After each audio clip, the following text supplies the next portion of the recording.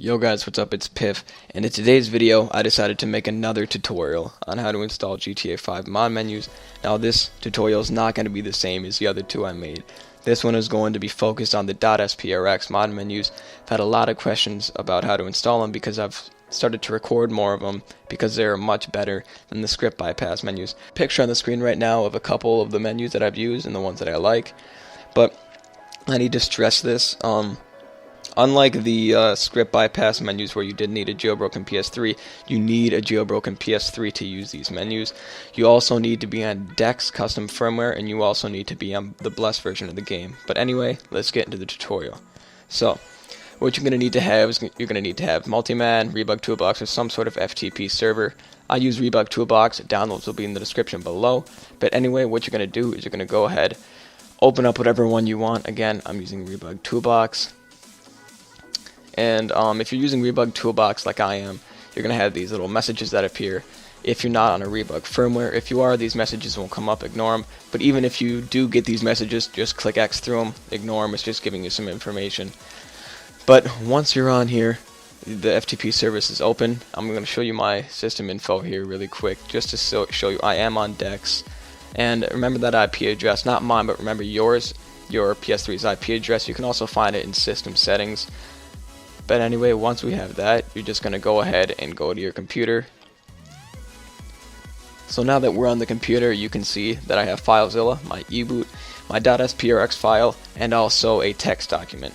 So I'll have downloads to everything in the description. I'll also have a website where you can get free mod menus, also paid mod menus, .SPRX menus of course. I'm going to be using Serendipity because that's my favorite, and I'll also have a download to the FileZilla. But anyway, you won't necessarily have a .txt or a text document like I have. The only two you're really going to need are the eBoot and the .SPRX. But the text document might come in handy because if you bought a menu, that's what you're going to need to use to have a key in it. The menu that you bought probably came with the text document in the tutorial, but whatever. Now you're going to open up FileZilla. And then in the upper left, you can't see it because my watermark is right there, but I put in the IP that I got from Rebug Toolbox, and all I did was click Quick Connect. So then, as you can see, everything comes up on the right-hand side. If it doesn't come up, make sure, just try a different FTP server, or a different app. Like I use Rebug Toolbox, but you might want to use Multiman, or there's a lot of other ones that you could use. Just Google it. Anyway, you're going to want to go to dev_hdd0, scroll down till you find the TMP folder, open it up, and this is where you want to put in your SPRX file and your text document if you have one. I'm just deleting the two just so you can show me so I can show you actually myself putting them in there. Anyway, I'm putting in the text document here, but I also have multiple menus in here. Now, the eBoot that you download with your menu will only read that menu, but you can switch eBoots out at any time so it can read separate SPRX files. So you can have multiple in the TMP folder, and each time you could only switch the eBoot instead of switching the SPRX files as well. That's what I have here because I have multiple menus. Anyway, after that, you want to switch your eBoot, and by doing that, you want to go to Game, find your blessed folder, go to usrdir, and then here's your eboot.bin. Make sure you change it, as you can see me doing now, and it will ask you to overwrite it because there will already be an eBoot in here. And as you can see, my bytes don't actually change, or the file size doesn't actually change because it's the exact same eBoot that I switched. I switched with the same eBoot. Now this next step is only if you had the pirated version of the game, which I do, so I'm going to show you this. But if you don't, ignore this.